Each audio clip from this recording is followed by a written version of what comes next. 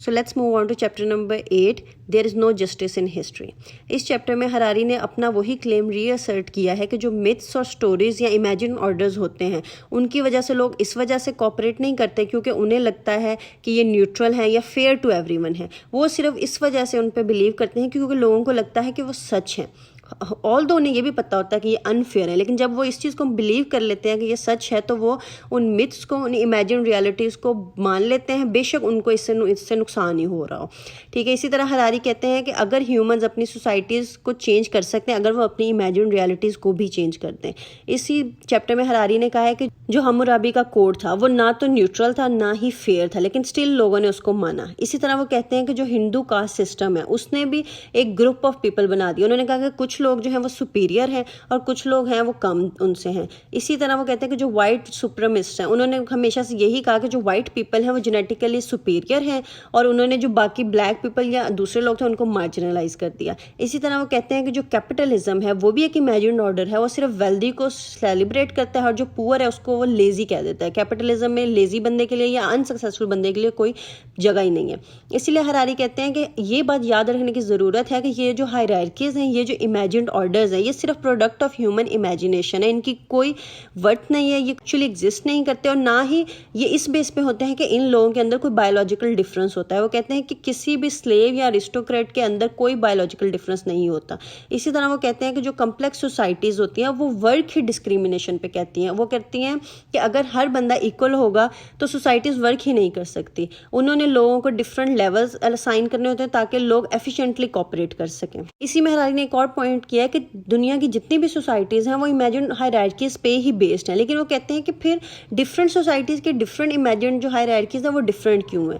इसमें वो कहते हैं कि ऐसा हो सकता है कि जब जिस सोसाइटी ने ये हायरार्की इस्टेब्लिश की उसने अपने हिस्टोरिकल जो बेस है उसकी वजह से उसको डिफरेंट कहा। उन्होंने कहा कि जैसे जो हिंदू कास्ट सिस्टम है उसमें उन्होंने इस तरह बना दिया कि बता दिया कि इस बंदे की ये जो जॉब है, और लेकिन वो कहते हैं कि इसकी बेस कहाँ से आई, इंडो आर्यन से। जब वो इंडिया में आए, जब उन्होंने 2000 BCE में इंडियन सब कॉन्टिनेंट को इन्वेड किया तो उन्होंने जो लोकल पॉपुलेशन थी उसको बिल्कुल साइडलाइन कर दिया और उन्होंने लोगों को ये बताया कि कोई कॉस्मिक फोर्स है जो उनको एज प्रीस्ट एंड वॉरियर उनको एक हाई उन्होंने स्टेटस दे दिया और जो जितनी भी उनकी लोकल पॉपुलेशन है वो उनके सर्वेंट है। इससे क्या हो गया कि इंडियन सब कॉन्टिनेंट में कास्ट सिस्टम आ गया इंडो आर्यंस के आने के बाद, और बाद में वो हिंदू कास्ट सिस्टम आज तक वहाँ पे है। तो हरारी के मुताबिक ये सिर्फ इंडियन सब कॉन्टिनेंट की हिस्ट्री थी कि अब वहाँ पे 4 किस्म के कास्ट हैं और इनमें से जो सबसे लोअर कास्ट है उसको वो इम्प्योर कहते हैं।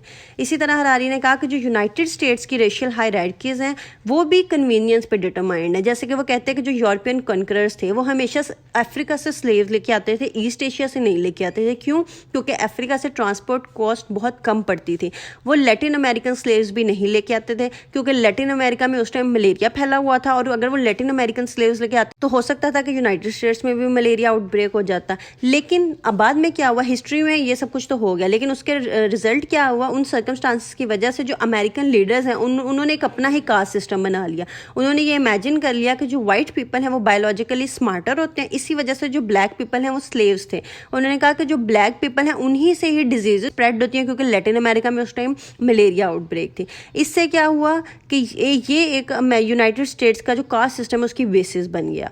हरारी कहते हैं कि जब स्लेवरी ख़त्म भी होगी स्टिल ये स्टिग्मा अभी भी वहाँ पे स्टक है। अभी भी ब्लैक पीपल जो है उनको लेजी, अनइंटेलिजेंट और innately less prone to success माना जाता है और इनको हमेशा कहा जाता है कि पॉवर्टी और लैक ऑफ अपॉर्चुनिटीज़ जो है वो उनका एक नसीब है।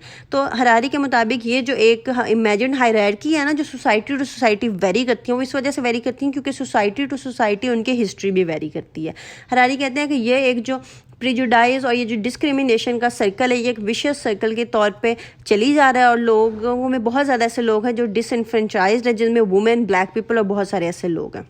इसी तरह हरारी कहते हैं कि जो डिफरेंट सोसाइटीज़ हैं उनकी डिफरेंट इमेजिन हायरार्कीज़ होती हैं। जैसे कि जो रेस है वो बहुत ज़्यादा मैटर करती है यूनाइटेड स्टेट्स में, लेकिन मेडिवियल मुस्लिम सोसाइटीज़ में रेस का कोई कंसेप्ट ही नहीं था, उसमें हर इंसान को इक्वल समझा जाता था। इसी तरह वो कहते हैं कि जो कास्ट सिस्टम है वो बहुत ज़्यादा मैटर करता है इंडिया में, लेकिन डिफरेंट सोसाइटीज़ में कास्ट का ऐसा कोई इतना मसला नहीं होता। तो हरारी कहते हैं कि क्या इन सोसाइटीज़ के पास कोई बायोलॉजिकल जस्टिफिकेशन है कि जो मैन है वो डोमिनेंट है एज़ कम्पेयर टू वुमेन। वो कहते हैं कि इस पर कुछ थ्योरीज़ हैं, कुछ बायोलॉजिकल थ्योरीज़ हैं जिनमें ये कहा جاتا ہے کہ جو ہیومین ہے وہ اسٹرانگر ہے اس لیے وہ سپیریئر ہے، لیکن ہراری ان میں سے کسی بھی تھیوری ہے اس کو نہیں مانتے، اور انہوں نے کہا ہے کہ جو سوشل رولز ہیں وہ ویری کرتے ہیں اکراس سوسائٹیز، اور انہوں نے کہا کہ ہاں یہ بات سچ ہے کہ ایگریکلچر ریولیوشن سے لے کر اب تک موسٹلی جو سوسائٹیز ہیں وہ پیٹریارکل ہی رہی ہیں، اس لیے ہراری ان میں سے کسی کنسیپٹ کو نہیں مانتے، کسی تھیوری کو نہیں مانتے جو ریشل ڈسکریمنیشن یا جینڈر ڈسکریمنیشن کی بات کرتی ہے۔ تو یہی بیسیکلی اس چیپٹر میں تھا کہ دیر از نو جسٹس ان ہسٹری۔